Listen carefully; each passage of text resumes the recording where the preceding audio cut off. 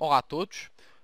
No último vídeo estudámos a equação de Schrödinger, as suas implicações e introduzimos os números quânticos, que são 4. Hoje vamos aprofundar o seu estudo. Lembram-se que tínhamos o número quântico principal, tínhamos o número quântico de momento angular, tínhamos o número quântico magnético e ainda o número quântico magnético M e o número quântico de spin, ms. Ok? Pois bem, o N dá-nos o nível de energia em que se encontra a nossa orbital. Ou seja, é 1, 2, 3, em suma, assume qualquer valor natural. E convém apercebermos de que quanto maior for o N, então mais afastada do núcleo está a orbital. Okay? O L, que é o número quântico do momento angular, dá-nos a geometria das orbitais atómicas. Vimos que para L igual a 0 ela era esférica, para L igual a 1 tinha a forma de duas peras. O L varia, vai de 0 até n menos 1. Ou seja, se o n for 1, o L só pode assumir o valor 0. Se o n for 2, então o L pode assumir o valor de 0 ou 1. Isto é, para o segundo nível de energia, temos orbitais esféricas e orbitais em forma de pera. Para n igual a 3, temos o L a poder ser 0, 1 ou 2. E por aí em diante. Vou pôr aqui que o L dá-nos a geometria, para que não se esqueçam. O número quântico magnético pode variar entre menos L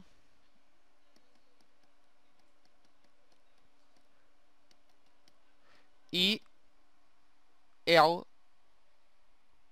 e L. Ou seja, se o nosso L for 0, o número quântico magnético só pode ser 0. Se o L for 1, pode ser menos 1.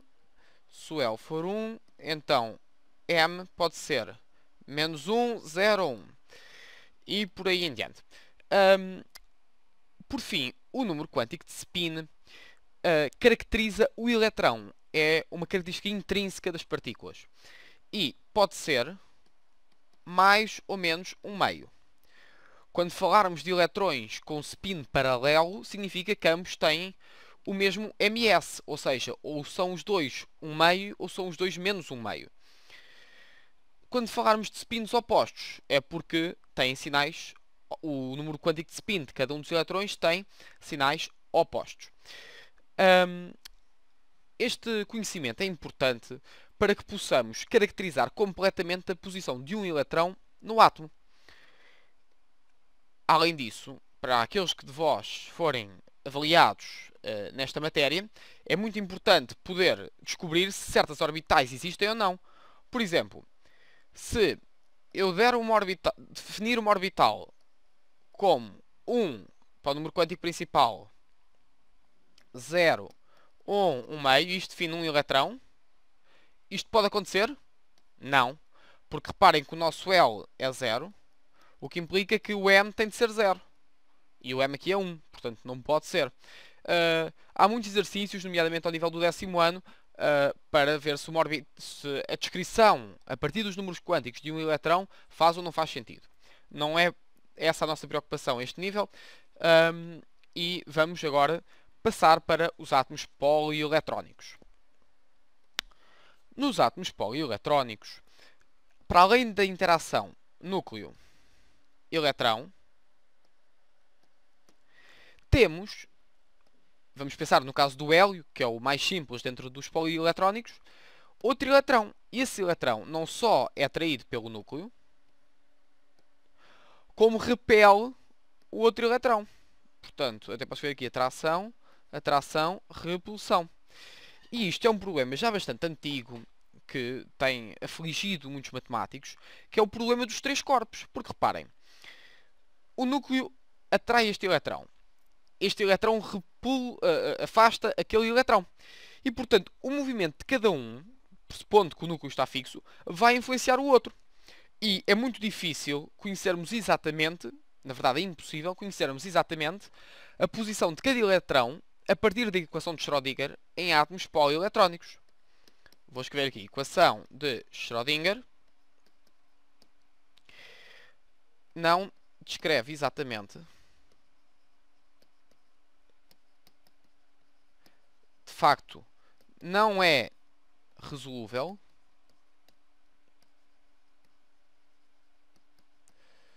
para átomos polieletrónicos. Certo? Muito bem. Não importa aqui a impossibilidade matemática nem de onde ela vem. Uma das nossas preocupações de hoje é introduzir o conceito de orbital degenerada. É um conceito extremamente útil.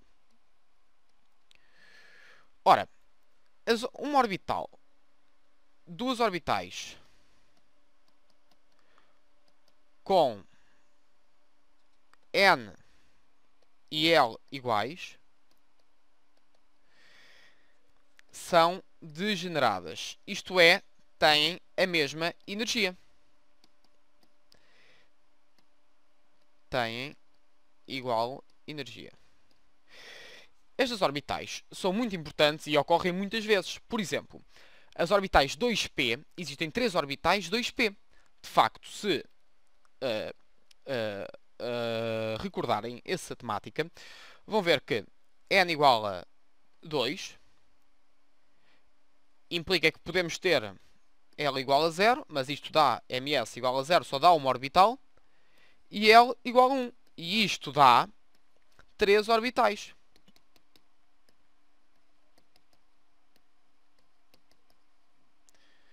Ok? Estas 3 orbitais têm a mesma energia. Vou escrever aqui, orbitais degeneradas. Ok? Estas orbitais são extremamente importantes, sobretudo numa regra que vamos apresentar daqui a pouco, que é a regra de Hund. Ora, se tivermos um átomo polieletrónico e quisermos saber como é que, para onde é que os eletrões vão, temos que descobrir uma regra, arranjar uma regra, que nos dê o preenchimento dessas orbitais. Imaginem que nós temos os diversos elementos sucedentes uns aos outros na tabela periódica, e temos o azoto, o oxigênio, o flúor, e queremos saber o eletrão que o oxigênio tem mais que o azoto, para onde é que vai? E o eletrão que o flúor tem mais que o oxigênio, para onde é que vai também? Isto é bastante importante para descrever o posicionamento dos eletrões no átomo.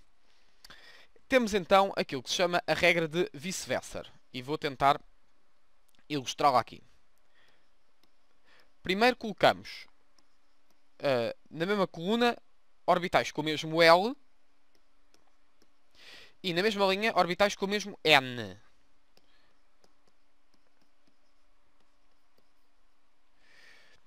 Então fazemos assim. Diagonais, paralelas, e que vão cruzando as diversas orbitais. Ora, o que é que isto nos diz? Diz-nos que a energia, a nível de energia, a 1s é de mais baixa energia, o que faz sentido porque é que está mais próxima do núcleo. Depois vem 2s, depois vem 2p, 3s, 3p. E quando aqui poderíamos pensar que vem a 3d, porque alegando que tem menor número quântico principal, não, vem a 4s. E só depois vem a 3d. Ora, isto permite-nos concluir que o número quântico principal não é o único parâmetro que decide ou que determina o preenchimento das orbitais. Na verdade, a regra é dita da seguinte forma. Vou pôr um pouco para este lado. Dita da seguinte forma. Se a soma n mais L da orbital 1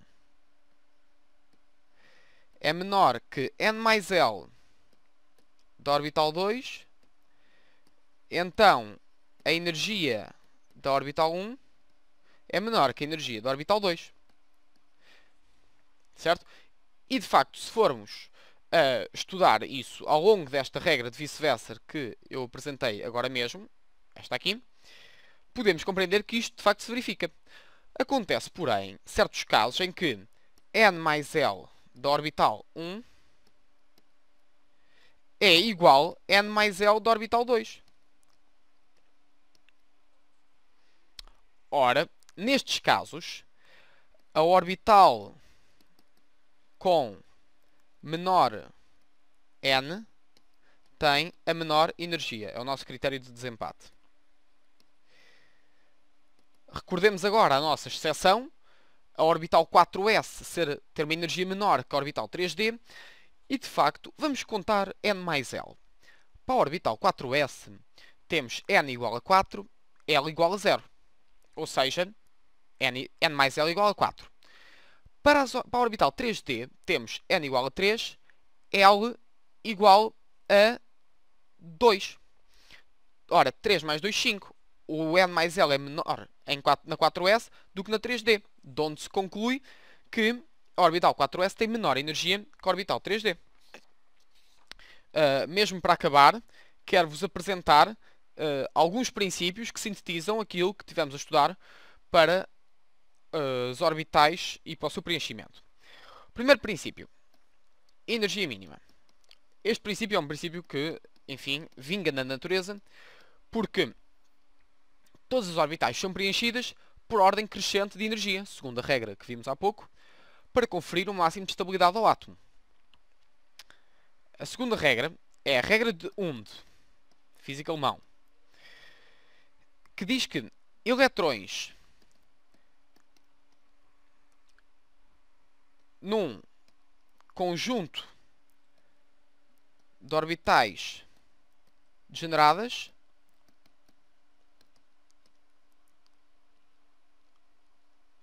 tendem a ficar desemparelhados.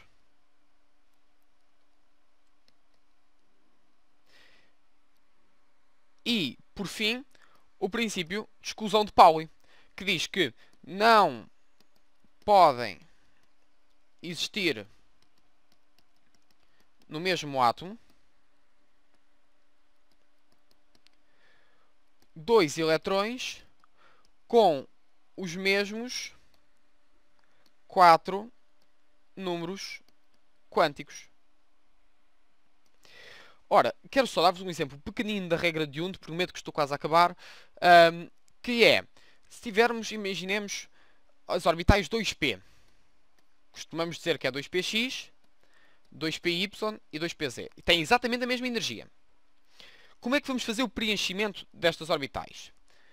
Primeiro, pomos os eletrões desemparelhados. Ok? Portanto, havendo orbitais degeneradas, preenchemos primeiro todas elas com um eletrão. E depois apenas de estarem todas semi-preenchidas, é que avançamos para o preenchimento total de cada uma delas. E uma pequena particularidade, têm de ser preenchidas com spins iguais ou paralelos. E depois de termos esta situação, então preenchemos com outro eletrão e outro eletrão. Isto aqui significa, por exemplo, spin 1 meio, e isto para baixo significa spin menos 1 meio. E sabemos que numa orbital não podemos ter este caso por causa do princípio da exclusão de Pauli, porque neste caso teríamos, dado que eles estão na mesma orbital, teríamos o mesmo N, o mesmo M, o mesmo L, todos iguais, e ainda spins iguais. E por isso concluímos que, pelo princípio de exclusão de Pauli, que estes eletrões não podem coexistir no mesmo átomo. Assim fica determinado o preenchimento de todas as orbitais atómicas a partir destas regras.